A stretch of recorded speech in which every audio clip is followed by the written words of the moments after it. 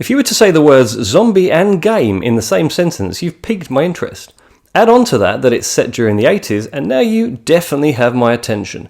And that was the hook for me when I first heard about a game currently in development called Into the Dead: Our Darkest Days, and it looks pretty cool. It is actually the third in a series of Into the Dead games from developer Pickpock. However, the first two installments were first-person experiences that had you locked in a permanent run through hordes of zombies. The first one was pretty well received, but it had no story, so the sequel was given a narrative, characters, vehicles, and even pet buddies. Despite these improvements though, it still had pretty much the same gameplay mechanics as the first game, and although that formula had worked out pretty well for Pickpock, for some reason they decided to change that up in the third installment by going for what they describe as a side-scrolling shelter survival game that tasks you with guiding a desperate group of survivors to safety in a dynamic urban environment that changes over time. This might seem like an odd concept for a zombie game if you're more used to games like the awesome Dying Light, but it's actually not the first side-scrolling zombie game, as there was one back in 2012 called Deadlight, and that did a fantastic job of making you feel absorbed into the action with some really clever 3D elements that really brought it to life despite the comic book art style. Into the Dead: Our Darkest Days has much shinier graphics, of course, being a more modern game, but they've really gone the extra mile with the character animations by using motion capture to add weight and realism to the humans and zombies alike. Now, that may seem a bit unnecessary for what's essentially an old school platform game, but the devs really wanted the player to feel emotions for the characters and felt that having their actions and mannerisms portrayed by real people would make you much more invested in them. They also wanted to make the game much less dark and gritty and wanted it to be, a more colourful representation of the era it's set in. And as I mentioned earlier, this zombie apocalypse is set in the 80s, and the devs decided to stage it during an actual historical heatwave in a city called Walton in Texas. Now I think that's a great idea to base a story in an actual moment in time, as that meant the team were able to source lots of details about how the city actually looked, and then of course bring a sense of realism to the game.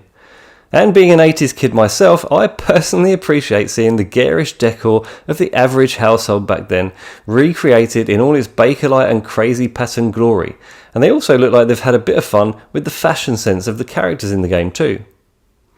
This diverse bunch of characters also have their own unique skills, abilities and backstories, and it's up to you how you want to manage the shelter and use these people. It's not clear at the moment whether that means you can switch from one player to another for missions depending on who has the right skills, or if you choose one character at the start and stick with that character for the duration of the game. It does say you are in charge of protecting this group of people though, and making choices about their actions will impact the outcome of the story. It's always going to be a gamble when you bring someone new back to the shelter, but you'll find out more about them over time, like their backstory or the traits they're carrying, and that some of them can cause friction in the group apparently. You can decide who lives and who dies.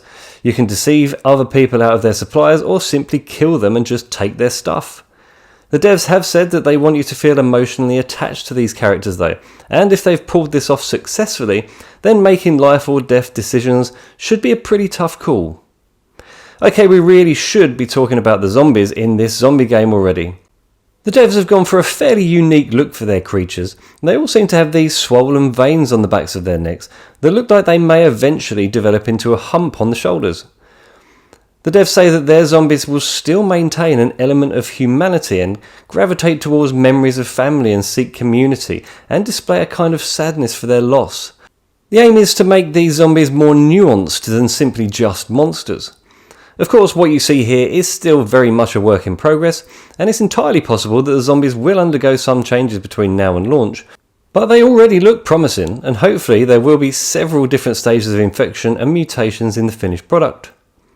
A demo of the game was shown off at last year's Pax Australia, and that gave people the opportunity to play a single level with a choice of 3 of the characters to showcase the scavenging components like stealth and finding resources. It was only around 15 minutes of gameplay, but those who got to play it seemed to have a good time with it, even those who weren't necessarily zombie fans apparently.